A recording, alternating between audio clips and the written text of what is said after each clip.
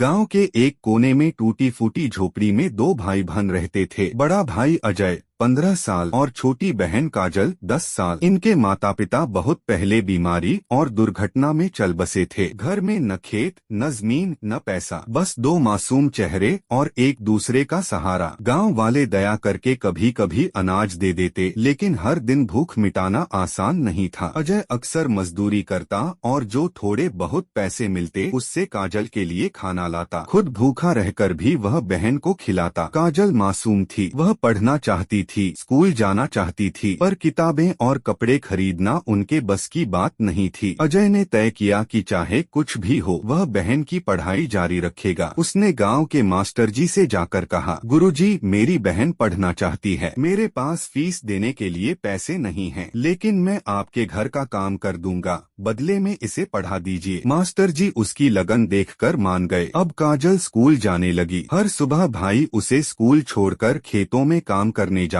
और शाम को उसे लेने आता। अजय अक्सर कहता, काजल तू पढ़ लिख जाएगी तो हमें कोई भूखा नहीं सुला पाएगा। काजल मुस्कुराती, भैया मैं डॉक्टर बनूंगी और तुम्हारा इलाज करूंगी जब तुम थक जाओगे। जिंदगी धीरे धीरे संभल रही थी, लेकिन किस्मत को शायद उनका सुख मंजूर नहीं था। एक दिन काजल तेज बुखार में बीमार पड़ गई। अजय ने गांव के वैद्य से दवा ली, पर हालत बिगड़ती गई। अजय उसे लेकर शहर के अस्पताल पहुंचा। डॉक्टर ने कहा, इसका इलाज हो सकता है, लेकिन दवा और इलाज में बहुत पैसे लगेंगे। अजय के पास न पैसा था न कोई सहारा। उसने गांव में लोगों से उधार मांगा। कुछ ने मदद की, कुछ ने ताने दिए। अजय दिन रात मजदूरी करता, लेकिन इलाज के लिए जितना चाहिए था उतना जुटा न सका। काजल बिस्तर पर पड़ी थी, चेहरा पीला, आंखों में आंसू। वह भाई का हाथ पकड़कर बोली, भैया आप थक गए हो, मुझे अपने लिए इतना मत दौड़ाओ, अगर मैं ना भी रही तो आप अकेले जी लेना। अजय रो पड़ा। उसने कहा, ऐसा मत कह काजल, तू ही मेरी जिंदगी है, तू जाएगी तो मैं किसके लिए जीऊंगा। लेकिन बीमारी ने धीरे धीरे काजल की सांसें छीन ली। एक रात अस्पताल में ही काजल ने भाई के कंधे पर सिर रखकर आखिरी सांस ली। अजय की दुनिया उजड़ गई। वह चीखता रहा, हे भगवान, मेरे माता पिता पहले चले गए, अब तूने मेरी बहन को भी छीन लिया। मैंने किसका क्या बिगाड़ा था। गाँव लौटकर उसने बहन का अंतिम संस्कार किया। लोगों की आंखें नम थीं। सब कहते थे, अनाथ बच्चों का दुख भगवान भी नहीं देख पाता। काजल के जाने के बाद अजय बिल्कुल टूट गया। घर खाली खाली लगने लगा। चूल्हा ठंडा पड़ा रहता। वह खेतों में जाता, लेकिन काम में मन नहीं लगता। हर जगह उसे अपनी बहन की हंसी सुनाई देती। कभी वह झोपड़ी में रखी उसकी किताबें देखकर रोता, कभी स्कूल के रास्ते पर खड़ा होकर बच्चों को देखता। उसके दिल में एक ही टीस थी, काश मेरे पास पैसे होते तो बहन को बचा लेता, काश मैं उसे डॉक्टर बनते देख पाता। वक्त बीता, लेकिन घाव कभी पूरी तरह नहीं भरे। अजय ने काजल की याद को जिंदा रखने का संकल्प लिया। उसने गांव के गरीब बच्चों को पढ़ाना शुरू किया। वह बच्चों से कहता, मेरी बहन का सपना था पढ़ाई करना, डॉक्टर बनना, मैं तो उसे पूरा नहीं कर पाया, लेकिन तुम सब पढ़ लिख कर बड़े इंसान बनो। गांव के लोग धीरे धीरे उसे सम्मान देने लगे। अजय अब भी गरीब था, लेकिन उसके पास सबसे बड़ी दौलत थी, अपनी बहन की याद और उसकी अधूरी ख्वाहिश को पूरा करने का संकल्प।